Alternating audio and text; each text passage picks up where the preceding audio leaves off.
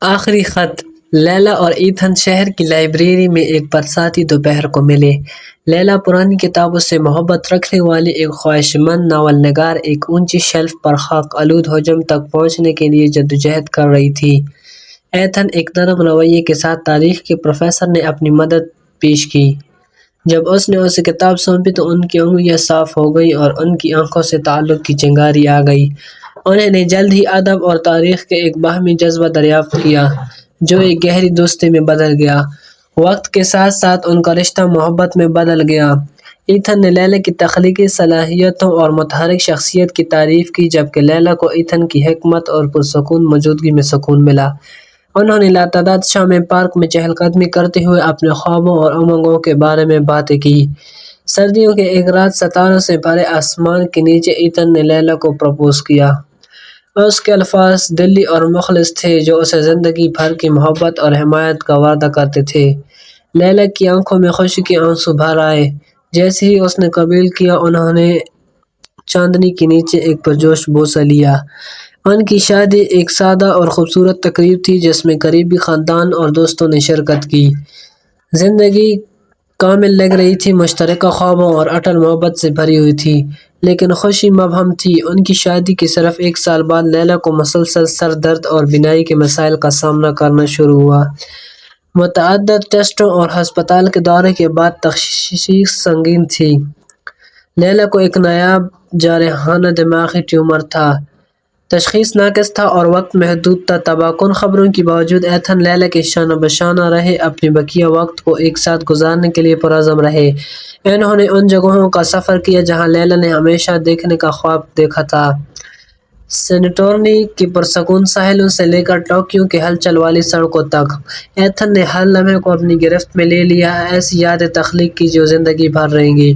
جیسے جیسے لیلا کی حالت خراب ہوتی گئی اس نے زیادہ وقت بستر پر گزارا۔ وہ اپنی مہمجوئی جاری رکھنے کے لیے بہت کمزور تھی۔ ایتھن نے اسے پڑھ کر سنایا، اپنی پسندیدہ نظمیں اور پیاری کتابوں کے حوالے سنائے۔ اس نے درد میں اس کا ہاتھ تھاما، اپنی موجودگی اور اٹل محبت سے تسلی دی۔ ایک شام یہ جانتی ہوئی کہ اس کا وقت قریب ہے لیلا نے ایتھن کو ایک مہر بند لفافہ دیا۔ مجھ سے وعدہ کرو میرے جانے کے بعد تم اسے پڑھو گے۔ اس نے سرگوشی کی، اس کی آنکھوں میں آنسو آ گئے۔ ایتھن نے جذبات میں سر ہلایا، اسے کھونے کے خیال سے اس کا دل ٹوٹ گیا۔ لیلا اپنی نیند میں سکون سے چلی گئی۔ ایتھن نے اس کا ہاتھ پکڑا۔ جنازہ ایک سنجیدہ معاملہ تھا جس میں ایک خوبصورت روح کی نقصان پر سوگ منانے کے لیے دوستوں اور خاندان کے لوگ جمع تھے۔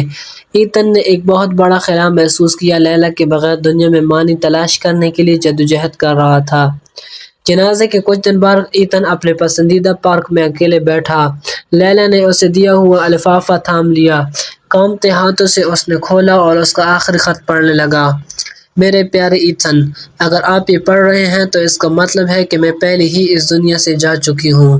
میں جانتی ہوں کہ آپ کو تکلیف ہو رہی ہے اور کاش میں آپ کا درد دور کر سکتی، لیکن براہ کرم وہ وعدہ یاد رکھیں جو ہم نے ایک دوسرے سے کیا تھا، پوری طرح سے جینے کا، چاہے کچھ بھی ہو۔ ہماری محبت میری زندگی کا سب سے بڑا تحفہ ہے اور میں چاہتی ہوں کہ آپ اس محبت کو آگے بڑھائیں، نئی جگہوں کا سفر کریں، ہماری کہانی لکھیں اور چھوٹی چھوٹی چیزوں میں خوشی حاصل کریں۔ میں ہمیشہ آپ کے ساتھ رہوں گی، ہر غروب آفتاب، ہر سرگوشی والی ہوا اور خوبصورتی کی ہر لمحے میں جس کا آپ سامنا کرتے ہیں۔ مجھ سے اتنی محبت کرنے اور خوشی سے بھری زندگی کے لیے آپ کا شکریہ۔ تم سے میری محبت ابدی ہے، ہمیشہ کے لیے، آپ۔ لیلا پڑھنا ختم کرتی ہے۔ ایتھن کے چہرے سے آنسو بہہ رہے تھے۔ اس نے خط کو اپنے سینے سے لگایا، اپنے ارد گرد پتوں کی ہلکی ہلکی سی لہر میں اس نے لیلا کی موجودگی محسوس کیا۔ اس کی محبت اگرچہ جسمانی طور پر غائب تھی، اس کی زندگی میں رہنمائی کی روشنی بنی ہوئی تھی۔ ایتھن نے لیلا کی خواہش کا احترام کیا۔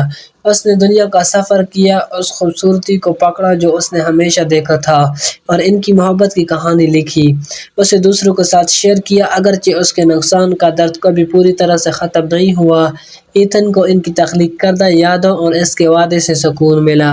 لیلا کی محبت اس کا ایک حصہ تھی، ہمیشہ کے لیے اس کے وجود کے تانے بانے میں بنی ہوئی تھی، اور اس طرح ان کی محبت کی کہانی خوشی اور غم سے نشان زد محبت کی پائیدار طاقت کا ثبوت بن گئی۔